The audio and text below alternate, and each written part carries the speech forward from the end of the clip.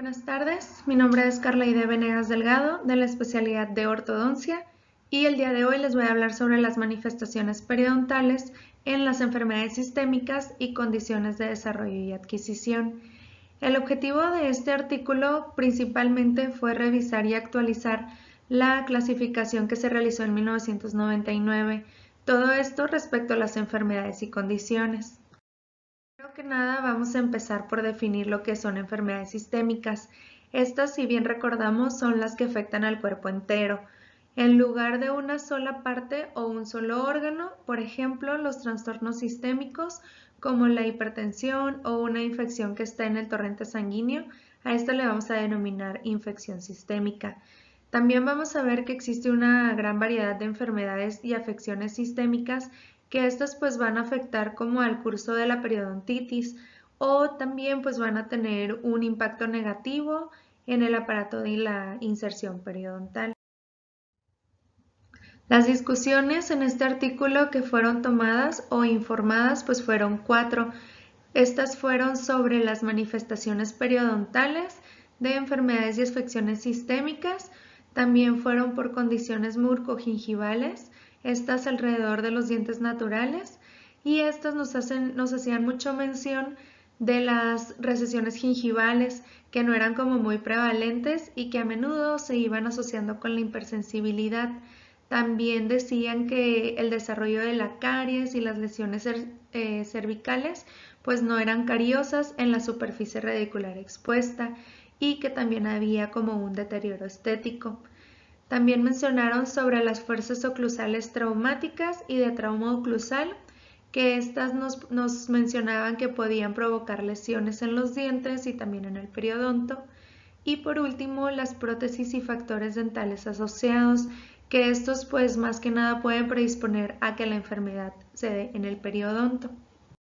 En este informe se basaron en los resultados de estas revisiones que mencionábamos antes y en la opinión sobre todo de los expertos. Los resultados como tales incluyeron a las enfermedades sistémicas como el síndrome de Papillon-Lefebvre, que esta es la deficiencia de adhesión de los leucocitos. Entre otros más comunes están la diabetes mellitus con efectos variables y las condiciones que afectan el periodonto. Estos pues causan una inflamación inducida como la biopelícula de la placa dental, que era por ejemplo el carcinoma de células escamosas, los histocitos de Langerhans,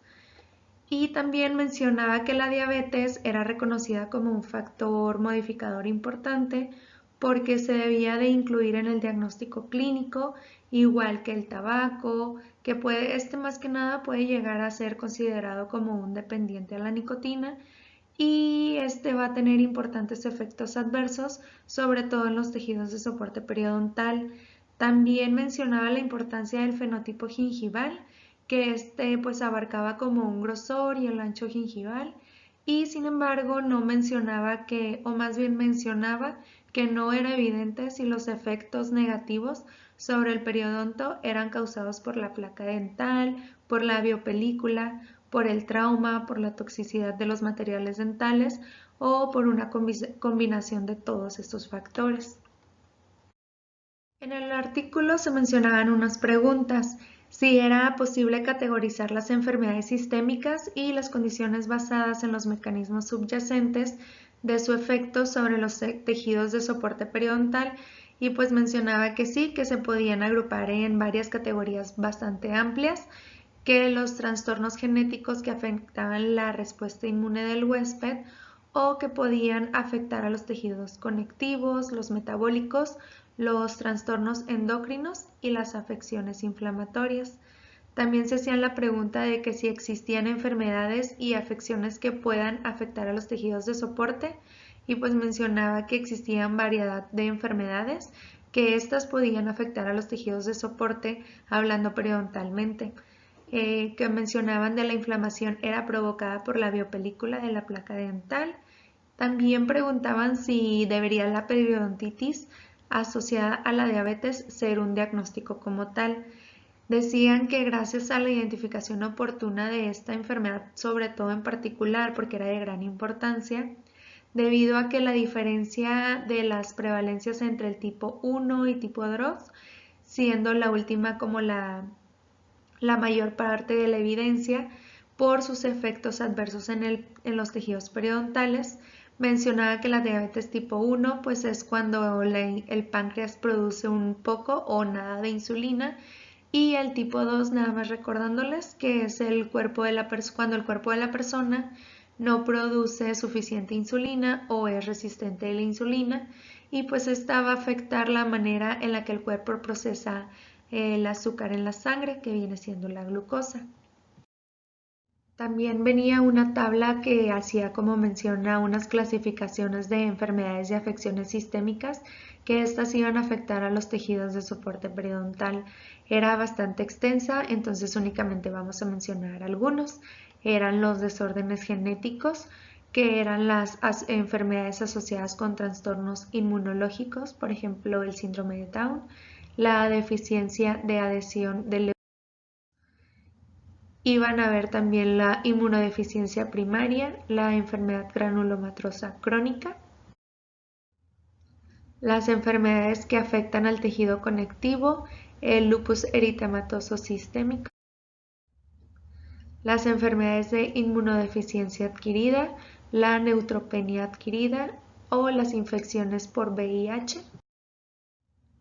También mencionaban la artritis, que es la artritis reumatoide o la osteoartritis. Mencionaban sobre el estrés emocional y la depresión, sobre el tabaquismo y sobre los medicamentos.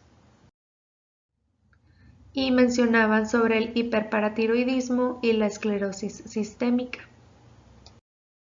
Y se hacían una pregunta sobre cómo puede la obesidad afectar el curso de la periodontitis, y aquí mencionaban que existían varios estudios recientes que demostraban consistentemente una relación pues bastante positiva entre la obesidad y la periodontitis, que sin embargo pues habían pocos estudios que confirmaban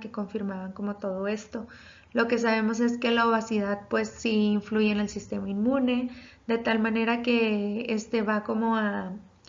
predisponer a la destrucción del tejido, y pues esto se va a llevar un mayor riesgo de una enfermedad periodontal. Mencionaban si puede la osteoporosis afectar el curso de la periodontitis, y pues mencionaban que existía una evidencia contradictoria respecto a estos dos, que hubo como una revisión sistemática y que se concluyó en que las mujeres postmenopáusicas con osteoporosis u osteopenia tenían como la mayor pérdida de inserción periodontal comparado con las mujeres con densidad ósea normal.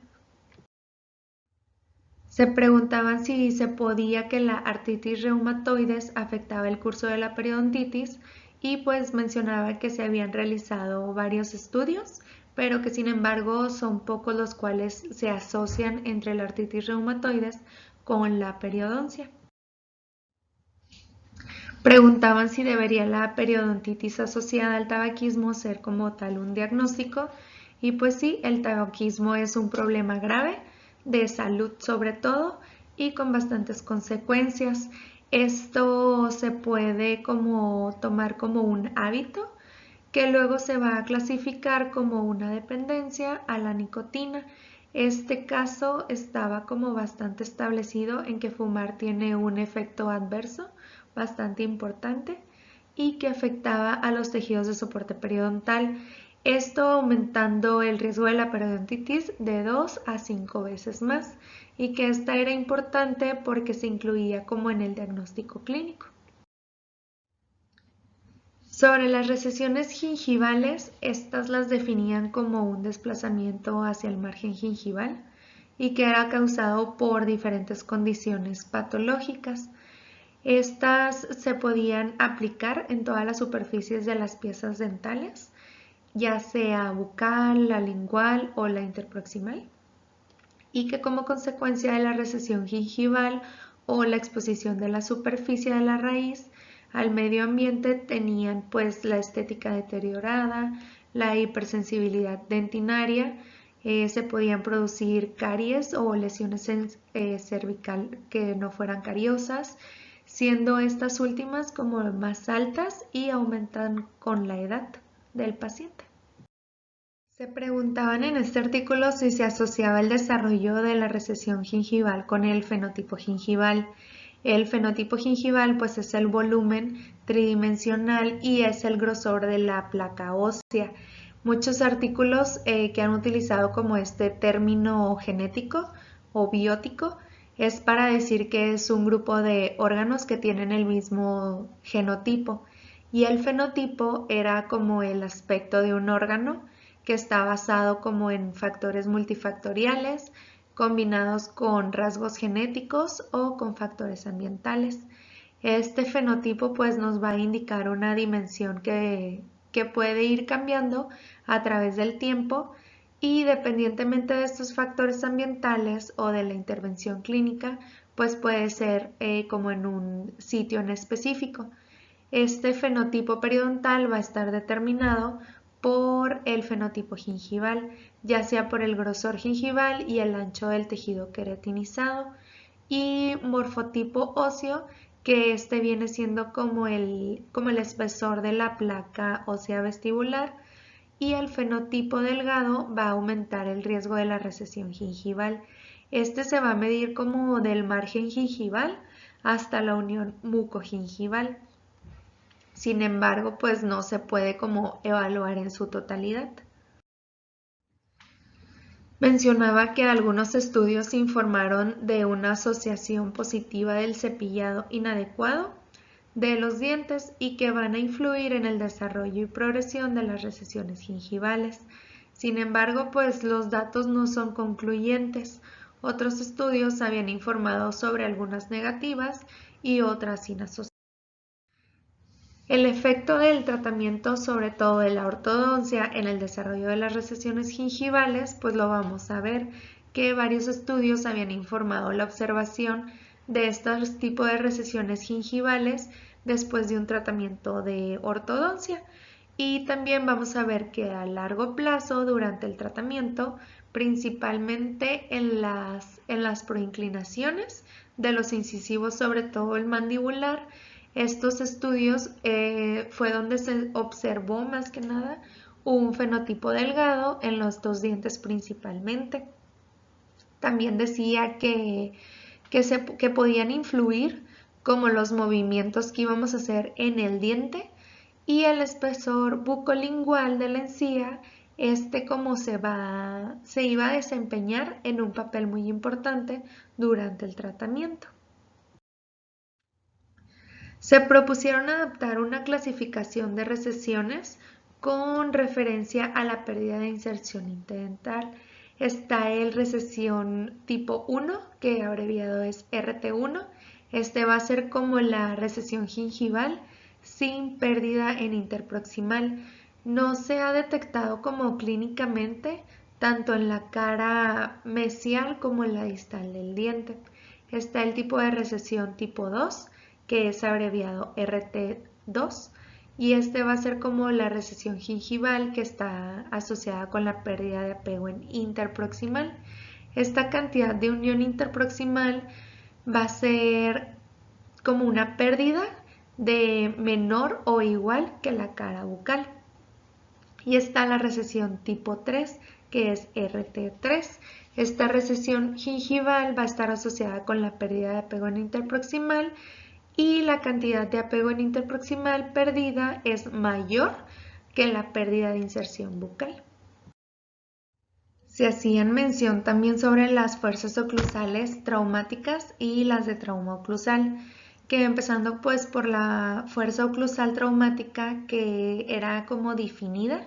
como cualquier fuerza oclusal excesiva, que esta pues iba a terminar como en una lesión en los dientes y sobre todo como en el ligamento periodontal o con cualquier aparatología fija. Esta iba a ser definida como por el exceso de fuerzas que hacían entre ambas arcadas. También mencionaban sobre el trauma oclusal, que era como que un término para describir la lesión del aparato de inserción periodontal. No había como tal una evidencia que la fuerza traumática era la que provocaba como la pérdida de inserción periodontal en las personas, y se hacía mención de que existía como limitada evidencia que los estudios tanto en humanos como en animales de que las fuerzas oclusales podían causar como tal una inflamación en el ligamento periodontal. Me llamó la atención que hacían como varias preguntas que se realizaban, como la falta de estudios, y que decían que no habían evidencias creíbles de que las fuerzas oclusadas traumáticas las causaban, que causaban como lesiones cervicales no cariosas, y que también me llamó la atención que habían como evidencias de estudios, sobre todo como observacionales, de que las fuerzas oclusales pues no causaban como recesión gingival, que por lo contrario, como que la evidencia de los estudios mencionaban que con un buen control de placa bacteriana, que los dientes con un periodo reducido pues iban a ser un periodonto pues muy sano, que el periodonto podía experimentar como un cierto movimiento dental exitoso, pero sin comprometer la falta de soporte periodontal. Hacían mención sobre los factores relacionados con la prótesis dental y con el diente. Decían que pues habían varias condiciones asociadas a la prótesis y a los dientes, que estas podían como predisponer a enfermedades en el periodonto y que si no habían sido documentadas anteriormente, que el grado de estas condiciones contribuían al proceso de las enfermedades y que podían depender de la susceptibilidad del paciente, sobre todo individualmente, que los estudios corroboraban como la proporción de la evidencia histológica, y en el centro del cual el tejido conectivo, sobre todo el supracrestal, pues estaba como asociado a la inflamación y a la pérdida de tejidos o de soporte periodontal. Estos eran acompañados de un desplazamiento apical del epitelio de unión y de la unión supracrestal del tejido conectivo. Esto nos decía que como el ancho biológico era el término que utilizaban clínicamente, que era utilizado para como describir las dimensiones variables, sobre todo las ápices coronales del tejido adherido supracrestal, y estas las cuales deberían como reemplazarse por la unión de tejido supracrestal. También mencionaban que no era posible como determinar si habían efectos negativos, sobre todo en el periodonto, y que eran asociados con la restauración de los márgenes, que estos eran causados por una biopelícula de placa, sobre todo también los traumas, la toxicidad de los materiales o como una combinación de todos estos factores. Sugerían que para las restauraciones dentales indirectas subgingivales, que para su diseño, la fabricación y los materiales que utilizaron, pues estaban como asociados a la retención de placa y a la pérdida de unión clínica, pero que si en los pacientes cumplían como un control de la placa y tenían como un buen mantenimiento periodontal o periódico, pues habría una mejoría, que igual pasaba con la prótesis dental removible, que si se controlaba la placa pues se iba a mantener bien periodontalmente, y que al informarles a los pacientes de sus revisiones periódicas les teníamos que avisar que tenían que hacer como un mantenimiento periódico. En el artículo se hizo como una clasificación de las fuerzas oclusales traumáticas sobre el periodonto. Mencionaba, por ejemplo, el traumatismo oclusal, el traumatismo oclusal primario, el secundario y las fuerzas de ortodoncia. Y mencionaba que pues iban a existir como una erupción pasiva alterada, que esta pues como sabemos es una condición del desarrollo con anomalías dentoalveolares. Clínicamente vamos a ver que esta condición se va a caracterizar por el margen gingival, que está situado a nivel como más coronal, y pues a veces como nos va a conducir como a unas bolsitas, y o unas preocupaciones estéticas. Estas se pueden corregir con una cirugía periodontal.